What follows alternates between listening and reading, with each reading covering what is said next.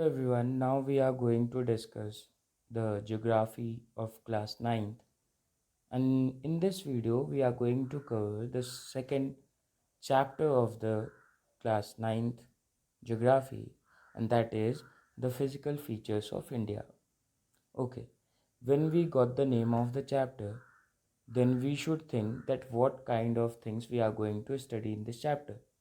So, first thing we are going to study in this chapter is the Himalayan mountains, second, the northern plains, third, the peninsular plateau, fourth, the Indian desert, fifth, the coastal plains, and sixth, the islands.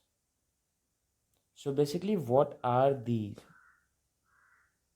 When we talk about India, we know that it has a diverse feature, whether it is culture, whether it is society, whether it is economic condition. We can find diversity everywhere in our life in India.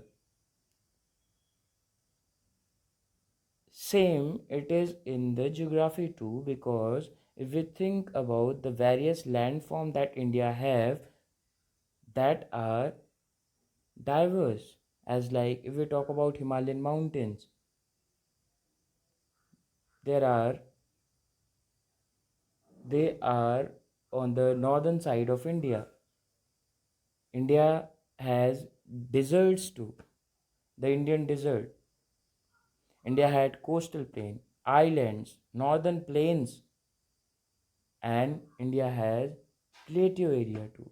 It means that the all kind of landform, the majority of the landform are found in India, and that is the beauty of India.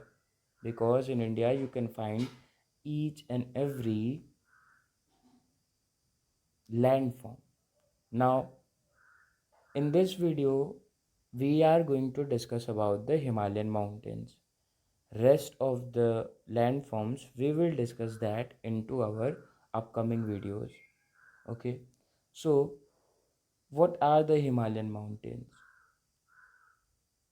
So basically, if you see the map of India, you must see that in the northwestern part of India you can see there is a river that is known as Indus, and in the northeastern part of India you can see that there is a river Brahmaputra. So basically the area between these two rivers is occupied by the Himalayan mountains. The Himalayan mountains are between the river Indus and Brahmaputra. Its width is 400 kilometers if we measure it from Kashmir, and if we measure it in Arunachal Pradesh, then its width will be 150 kilometers. That means its width is varying from place to place. Okay, so next point. So if we divide Himalayas, we can divide it into three parallel ranges of longitudinal extent. We could divide the Himalayas into three parallel ranges. How? First one, we could say that it is Great or Inner Himalaya or Himadri. It is the northernmost part of the Himalaya. It is the northernmost part of the Himalaya, and the average height of Inner Himalaya, or we could say that Himadri, is 6,000 meter, and that says that the every prominent peaks, whether it is Kanchenjunga, whether it is Mount Everest, every prominent peaks are lie between this parallel range, and its name is Inner Himalaya, you could say, or you could say Greater Himalaya or Himadri. Okay, and now the next part. When we talk about the core, then we certainly can say that the Himalayas core is composed of granite. Okay, next point. When we come southern, when we come to the south of Greater Himalaya or Himadri, we will find that the second or the middle line, the middle range of longitudinal extent, that will be known as Himachal or Lesser Himalaya. If we talk about the altitude of this area, if we talk about the height of this area, it is 3700 meter to 4500 meters.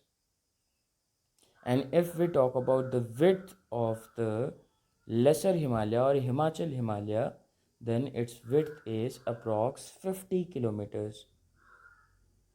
Okay, now the Lesser Himalaya have some important peaks like Pir Panjal, Dhauladhar, Mahabharat, or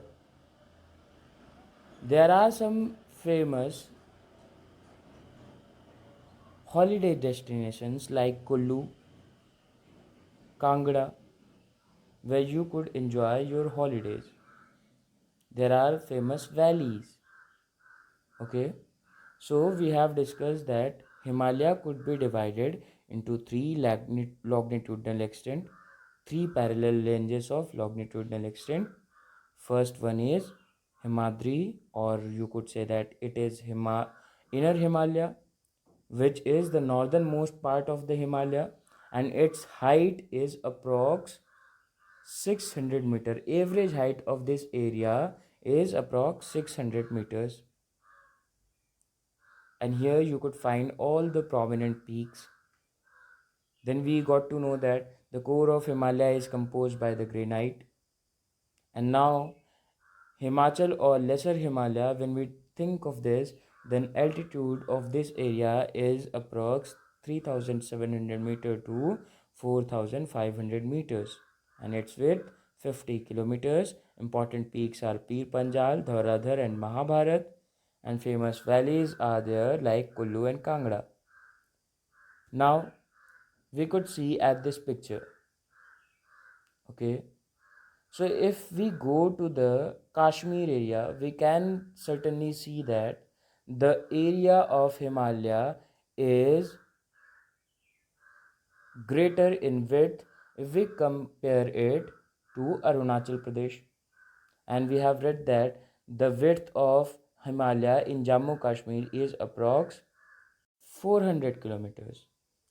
And when we go to the Arunachal Pradesh, then its width is approx 150 kilometers. And now if we see here, it is written that Great Himalaya. If we look at the Nepal, there are three lines. The first line is Himadri, and you can say that it is the Great Himalaya. Second line is Middle Himalaya, and you can say that it is this one. It is Himachal or Lesser Himalaya. And third line of the Himalaya, that is Shivaliks, and you can certainly say that these are the three longitudinal extent of Himalayas. We have divided Himalayas into three longitudinal extents. Okay, this was the picture, and if you see here clearly, you can see that the Himalayas are bent to the northeastern area and they come down towards south. Okay, so basically now next point, Shivalik, our southernmost part of the Himalaya. If we think of it, its average altitude is 900 meter to 1100 meters, and its width is 10 to 50 kilometers. And You guys have heard of erosion, heard about of erosion.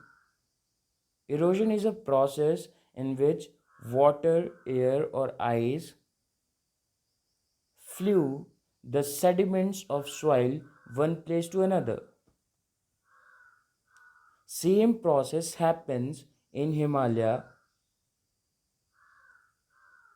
and the bigger rocks of Himalaya, due to the fast flowing rivers, it breaks, and the small parts of the rock flew away from that point, and it consolidated in shivaliks, and that is how the shivaliks have been made up of. Okay, so it is made up of unconsolidated sediments brought down by the rivers brought down the small sediments, the small rocks, and by these sediments shivalik has been made up of.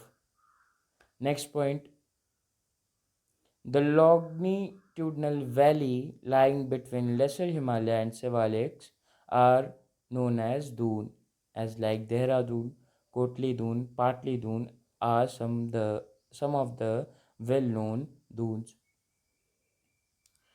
If you see the area between Shivaliks and Lesser Himalaya, okay, so it creates a valley, and this valley is known as Doon. This is also a place where most of the people go for the holidays, like Dehradun, Kotli Doon, Patli Doon. Okay, so if someone asks you that where the dunes are located, you certainly will answer to them now onwards that the area between Lesser Himalaya and Shivalik is known as dunes. Is it clear, everyone? I hope it is clear. Okay. Now, next point, the Himalayas not have only been divided by longitudinal aspect, but it has been divided from west to east, from Indus River to Brahmaputra River. So basically, Himalayas have been divided on the basis of region from west to east by river valleys. What we have done that we have taken some rivers and we have created a small part of Himalaya and divided into four parts. We have divided our Himalaya into four parts. First one, we have took the Indus River and Satluj River, and the area between these two rivers is known as Kashmir Himalaya or Punjab Himalaya. Second, we have took Satluj River and Kali River. We have named this area of Himalaya as Kumaon Himalaya. Third point, Kali and Tista River. We have taken the Kali and Tista River and we have named it as Nepal Himalaya. And fourth one, Tista River and Dihang River, and we have named this as Assam Himalaya. Okay, so by the river valleys, we have divided our Himalayas into four parts. First, Kashmir Himalaya or Punjab Himalaya. Second, Kumaon Himalaya. Third, Nepal Himalaya. Fourth, Assam Himalaya. Okay, everyone. Now, the Brahmaputra marks the easternmost boundary of the Himalayas. If you see the Brahmaputra river, it is the end point of Himalaya. Okay, so if you see the map of India, you will certainly got to know that the Brahmaputra river is the easternmost boundary of Himalayas. Second, beyond the Dihang Gorge, the Himalayas bend sharply to the south and spread along the eastern boundary of India. They are known as Purvanchal or Eastern Hills Mountains. If you think of Dihang Gorge, which is in the northeastern part of India, Himalayas bend sharply to the south end and spread along the eastern boundary of India. I will show that into the map in next page, okay? And this is known as Purvanchal or Eastern Hills and Mountains. Next point, the Purvanchal comprises Patkai Hills, the Naga Hills, the Manipur Hills and the Mizo Hills. So these are some kinds of hill that Purvanchal comprises or the northeastern Himalayas comprises. Okay, so if you see in this picture, we have divided our Himalayas into four parts. As first one, Kashmir Himalaya, second one, Kumaon Himalaya, third one, Nepal Himalaya, and fourth one, Assam Himalaya. And what you have been told in the previous page that the Himalaya took a sharp turn to the south hand. Look at here, है ना? This is the area. It is also the part of Himalaya. Okay, so this is known as Purvanchal, and here you can see that there is Mani Mizo and Naga hills, Patkai hills. Okay, so this is the kind of division that we have created for the Himalayas, and we will learn more about the northern plains and other landforms of India in our next video. Till then, everyone, take care, stay safe.